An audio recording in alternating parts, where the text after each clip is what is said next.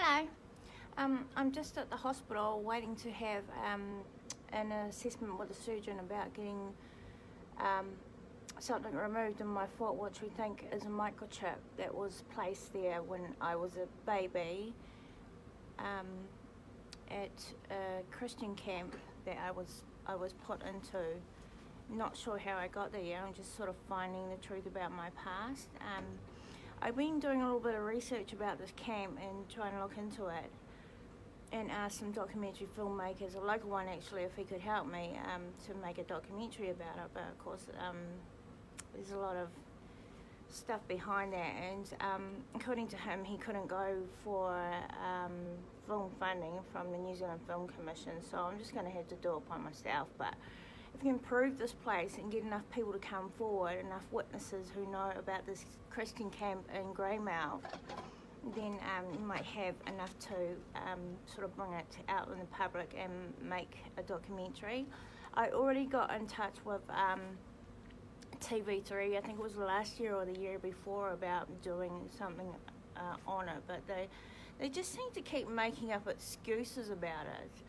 If I'm right and this thing in my foot is a microchip, then it's a pretty big payout, and then it's just a matter of finding other people who know about this place. I believe that it was they specialise in the slave trade. I actually have come across some older people, some old guys who worked at the camp, and another woman who worked there when I would have been a baby, and they've told me a bit about what they know about it.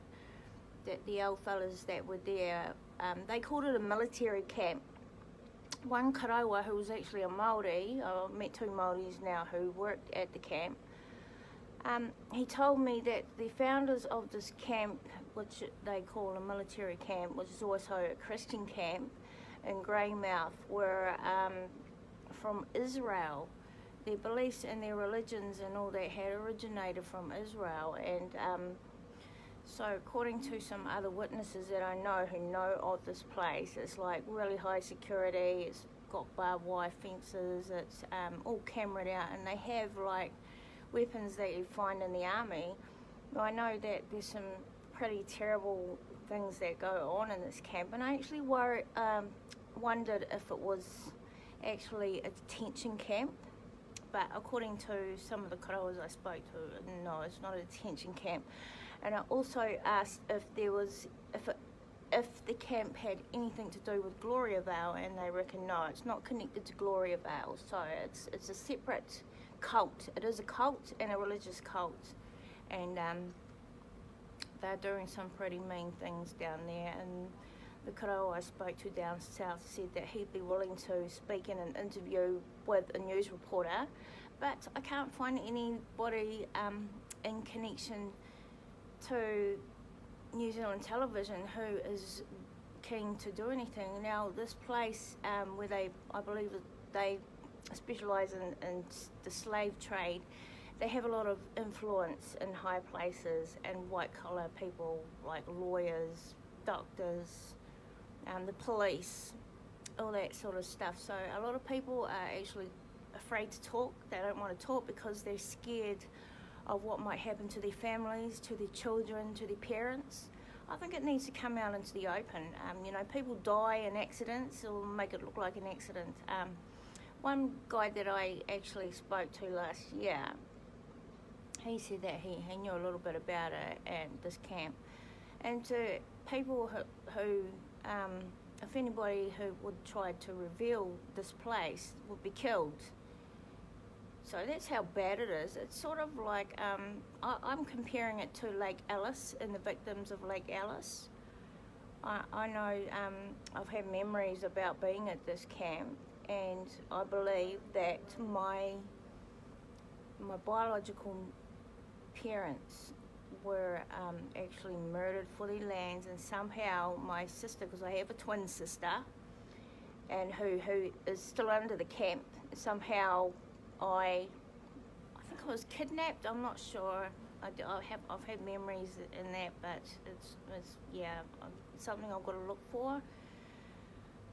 She's been hidden away. I believe that she may have attended Turakina Girls College, in Martin, and she's actually, because, just something, flashbacks that I've had memories of parts of my life that weren't even mine, so I think it's just that telepathic connection with my twin sister.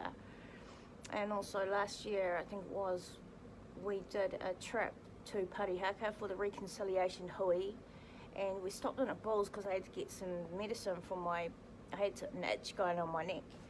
And an old lady came up to me in the chemist and she said, "Oh wow, we haven't seen you around for a while." And I was like, okay. Now, it's not the first time I've been to a place where the people have recognised me, and I'm like, okay.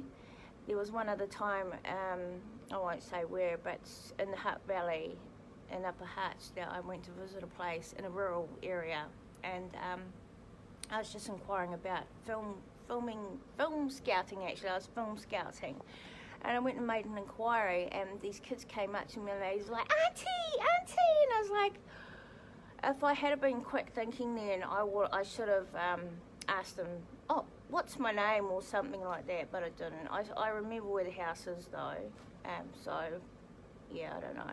But I'm just waiting. I hope that this, that I had an x-ray and they tried to say, well, I asked for a copy of the x-ray, which didn't show like a microchip, but to me, I've been poking around with this thing on my foot for a long time, and it definitely feels like something that's a little longer than a long grain of rice. To me, it feels like a microchip. And if it is, well, that's a payout right there, and I've just got to find other witnesses who can come forward. Now, this summer, if you're out at the beaches or the rivers and whatever, have a look. Have a look at people's shoulders. Now, I've got this mark on my shoulder.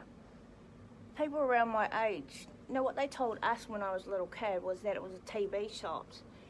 Now, that's bullshit. I know that it's not a TB shot. I've had health problems my whole life. Now, what I believe is when they had us in this Christian camp as a baby, this here was like an inoculation, and it was to protect us against experimental viruses that they were experimenting with at the time. And they were putting it into our ice cream and feeding it to us babies back then. So just have a look at people's shoulders and see if they got any of these marks, because not everybody has this little mark here. I'll put it up close. You see it? It's like right there. Yeah, not everybody has those. I believe it's only the ones who were put into this place down in Greymouth, this Christian camp. Which, one thing that pisses me off is that look what they did to our people up in the Taniatua, the Tuoi areas, where the Armed Defenders Squad came in and terrorised our communities over because they thought that we were doing what these fellas down in Greymouth have been doing for a long time and getting away with it. So that really pisses me off. But I just hope that when they do remove this, that it is a chip. I'm pretty sure it is, and that's how they've been able to follow me around. I've had other guys who have actually been at the camp and described what it looks like in there, and that they do actually have underground houses where people are locked up, and that they're not, they don't let them out. They're brainwashed. They're brainwashed in this place. So I hope that we can prove this place, and if it's anything like Lake Alice, if you look at what Lake Alice was about, it was like a mental institution where they did a lot of horrible things to people. But anyway, I believe that this camp in Greymouth is also somehow connected to people who were to do with, if you look on YouTube and type in Unit 731, okay, all the sort of stuff that went on at that camp and the people who were involved with that camp, which were the Japanese, it's the same sort of thing, what they're running down. They had that technology that they've been using in Greymouth. So yeah, I'm going to see if I can use my camera to film this removal of the microchip. It's not going to happen today, but I can talk to the surgeon and ask him if I can just bring my phone, and then we've got evidence. This is a big part of the evidence that I need to prove this camp in Greymouth. So yeah, I'll let you know what happens about that. Hi, Tapuhi, how are you? Say hi to everyone for me. Yeah, so I'll just keep you updated on what happens, and yeah, awesome. You guys have a good day. Okay, see you later. Bye.